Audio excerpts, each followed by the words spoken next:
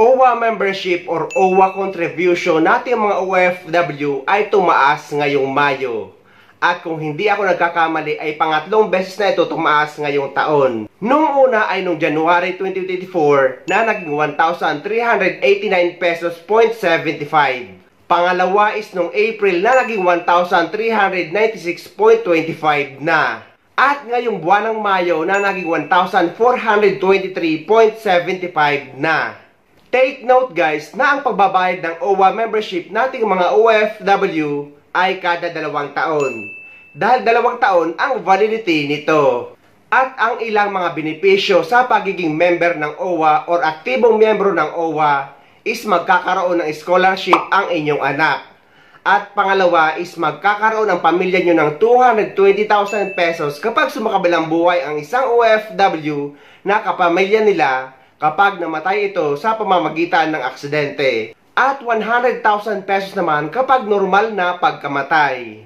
Pero bukod dyan, may mga matatanggap din ang mga OFW na uuwi sa Pilipinas na mga nabibilang sa Distress OFW, Displaced OFW, Unfinished Contract at yung may mga medical na kondisyon. Ito ang kumpletong paliwanag.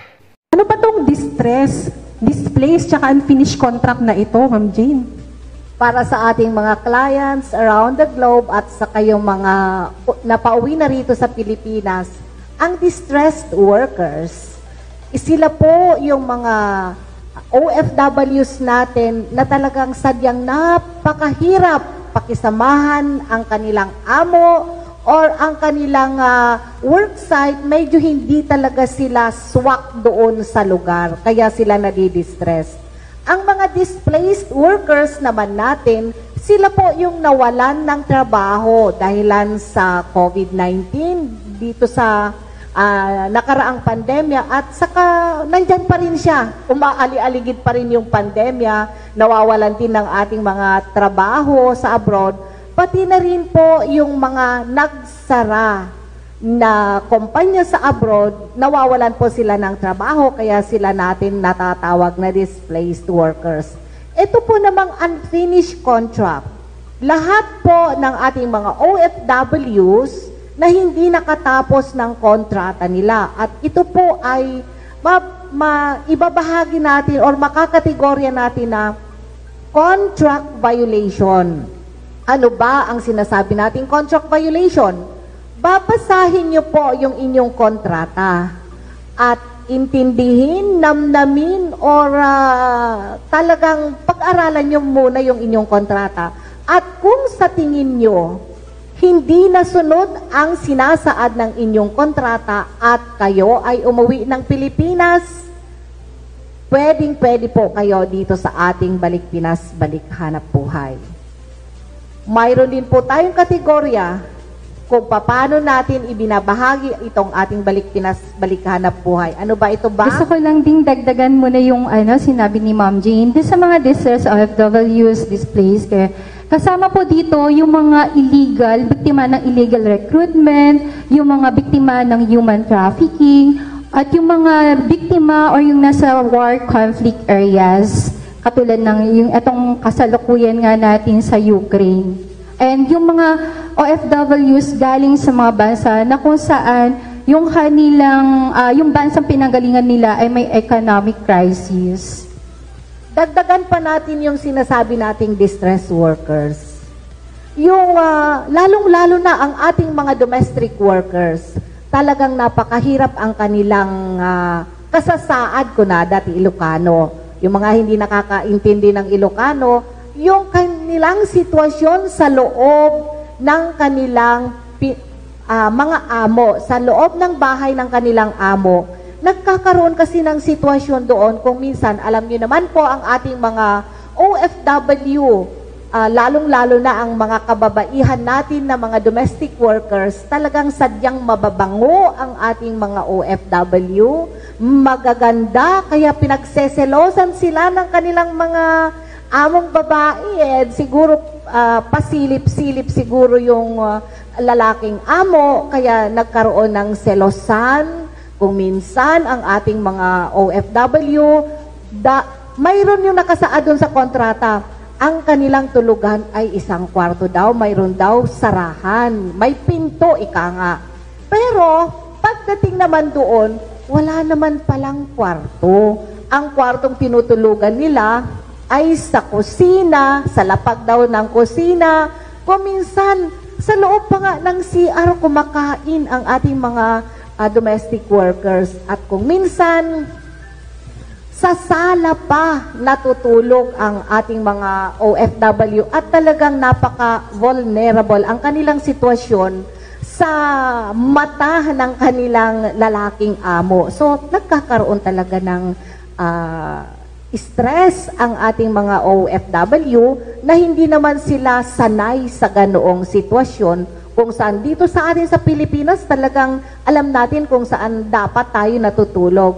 Lalong-lalo na doon sa kontrata na pinipirmahan nyo, kung hindi nasunod, kung anuman ang nakasuot doon sa inyong kontrata, dapat intindihin nyo yon. At the moment na mayroon kayong napansin sa inyong pagtatrabaho na ang inyong kontrata ay nalabag, dapat umayaw na kayo at umuwi na kung pupwede. Ayan.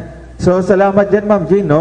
So, meron lang kami katanungan, Ma'am Jane, kasi sabi dito, distress, displaced, or unfinished contract. Paano kung distress siya, pero finished contract? Pag uwi niya, pero na-distress siya doon sa ibang bansa, qualified pa rin ba siya ng BPPH? Pagka finished contract siya, pero makakapag-present siya ng tawag dito, ng pruweba na siya ay na-distress or na-distress sa ibang bansa. May instance na nangyayari na makikita kasi natin yung ating OWA coverage is good for 2 years.